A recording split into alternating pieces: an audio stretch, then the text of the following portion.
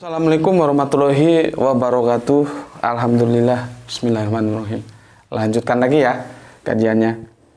Semoga kalian semua sehat-sehat selalu gitu. Dan kita bisa selalu ketemu meskipun lewat apa namanya ini? Lewat dunia maya kata teman-teman yang gaul tentang dumai. Gini.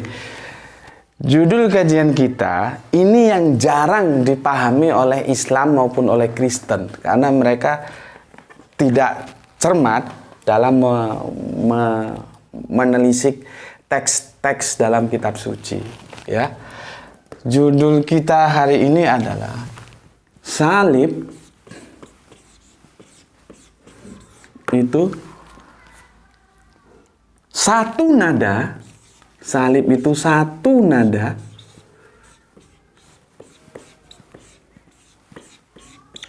tetapi sebentar satu nada supaya agak keren, satu nada tiga suara.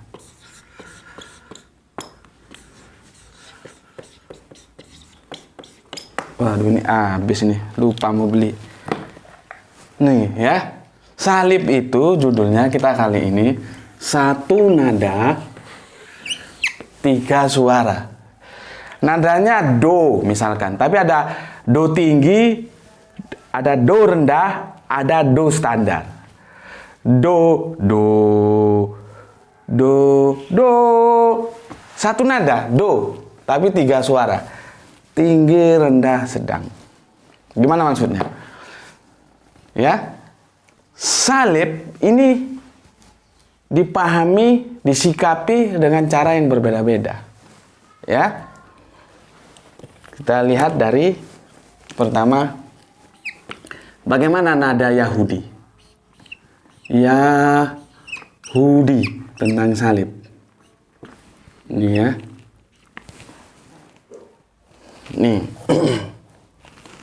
nada Yahudi tentang salib adalah bahwa Kanjeng Nabi Isa ya itu disalib karena menurut mereka ya kafir, menurut Yahudi ya kafir ya, menyebarkan kesesatan ya. Menyebarkan kesesatan kafir, ini tua-tua Yahudi ya. Jadi menentang keyahudian. Nih.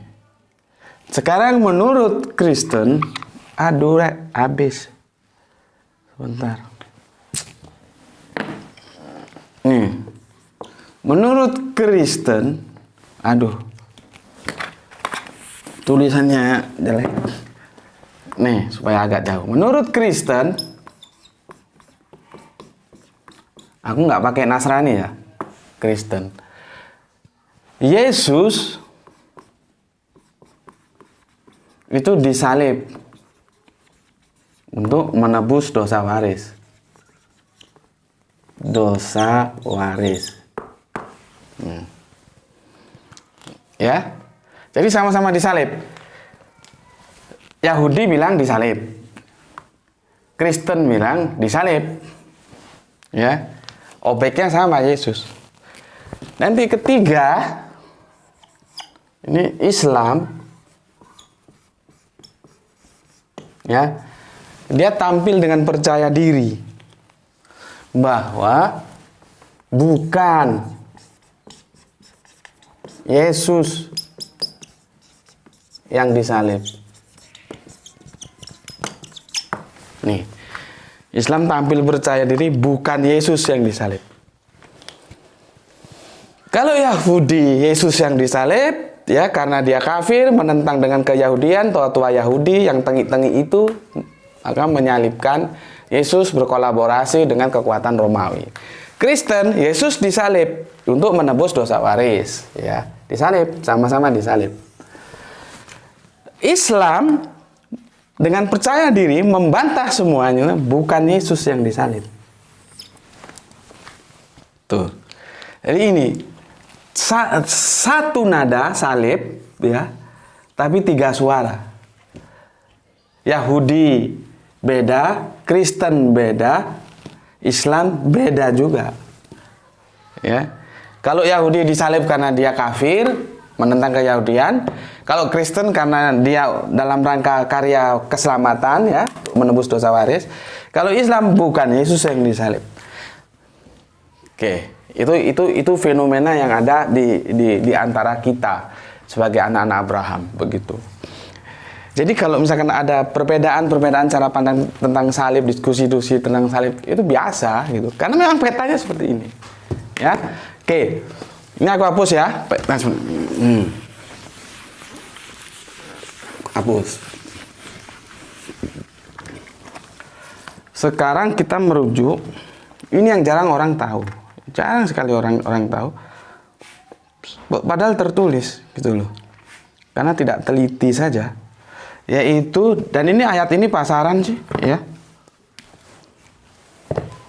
Quran surat An-Nisa. Ya, surat 4 ayatnya 157. Ya. Nih. Angel sekali. Nih. Ya, Quran surat An-Nisa ayat 4 157. Ini sebetulnya supaya kalian paham, dibaca seluruhnya ini ya, Quran surat An-Nisa itu satu perikop penuh itu harusnya dibaca semua, 153 sampai 162. Oke.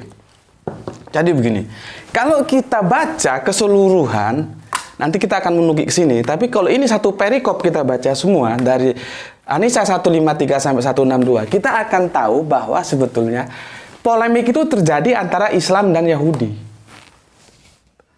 Bukan dengan Kristen. Bukan. Polemik itu terjadi antara Islam dan Yahudi. Ya. Jadi Islam vs Yahudi. Nggak ada Kristen di sini, nggak ada. Ya, nggak ada. Murni konfliknya di situ. Ya, cuma sekarang kadang-kadang orang tidak tahu gitu loh, bahwa sesungguhnya petanya itu ini. Ini nggak berbicara Kristen, antara Islam dan Yahudi. Ya, sekarang kita menukik ke ayat yang 157 ini. 157. Ya. Apa katanya? Aku baca di sini. Bismillahirrahmanirrahim. Dan karena ucapan mereka, kaulihim, kalau di teks Arabiunnya itu kaulihim, terlalu panjang lama kalau aku tulis Arabiunnya. Ya, kaulihim itu. Dan karena ucapan mereka, siapa mereka itu? Yahudi, bukan Kristen. Nggak ada urusan sama Kristen di sini, nggak ada. Dan karena ucapan mereka, sesungguhnya kami telah membunuh Al-Masih. Klaim Yahudi ya. Kami telah membunuh Al-Masih, Isa putra Maryam, Rasul Allah. Maka dibantah oleh Al-Quran, dibantah oleh Allah lewat Al-Quran yang difirmankan kepada Kanjeng Nabi. Padahal mereka tidak membunuhnya, mereka tidak membunuhnya, tidak juga menyalibnya. Jadi terbunuh juga tidak, tersalib juga tidak. Tetapi orang yang diserupakan Isa lah sesungguhnya yang mereka berselisih pendapat tentang pembunuhan Isa itu. Ya, mereka selalu dalam keraguan-raguan tentang yang dibunuh itu. Mereka benar-benar tidak tahu, ya. Siapa sebenarnya yang dibunuh itu mereka juga nggak tahu ya, melainkan mengikuti prasangka belaka. Jadi mereka tidak yakin telah membunuhnya. Dulu. Jadi orang Yahudi sendiri itu tidak yakin bahwa mereka telah membunuh Kanjeng Nabi Isa atau Yesus gitu loh. Tetapi yang menarik di sini yang aku mau bidik, ini polemik antara Islam dan Yahudi. Lalu kenapa kok Kristen muncul? Kan aneh. Ya? Kenapa kok Kristen muncul? Kan aneh. Ketika ada orang berpolemik antara A dengan B, tiba-tiba si C nggak terima, itu kan ada apa? Ada apa dengan, kan? Logikanya di mana? Sedangkan Yahudi sekarang sudah masa bodoh. Sejak dulu pun dia masa bodoh. Sekarang apalagi tambah masa bodoh. Mau Isa yang disalib kok, mau enggak, kayak apa urusannya? Yang penting pada konteks saat itu Yahudi telah mampu membunuh karakter seorang yang dimuliakan oleh Gusti Allah Agung, yaitu Kanjeng Nabi Isa. Dibunuh karakternya, dibunuh fisiknya, sehingga dia tidak bisa lagi berdakwah. Dan setelah itu dakwanya selesai memang. Diteruskan oleh Hawariyun sebagai Nasrani awal, ya. Jadi Yahudi sekarang nggak ada urusan. Yang ribut sekarang Kristen, gitu loh. Akhirnya dari sini berubah peta, ya, berubah peta. Islam versus Kristen. Ini petanya tentang salib. Karena apa? Karena Kristen ini sudah dicekoki oleh dogma. Ini dicekoki oleh dogma soteriologi salib. Soteriologi salib. Atau proses keselamatan lewat salib yang dosa waris itu. Sudah dicekoki. Siapa yang bikin dogma ini? Paulus.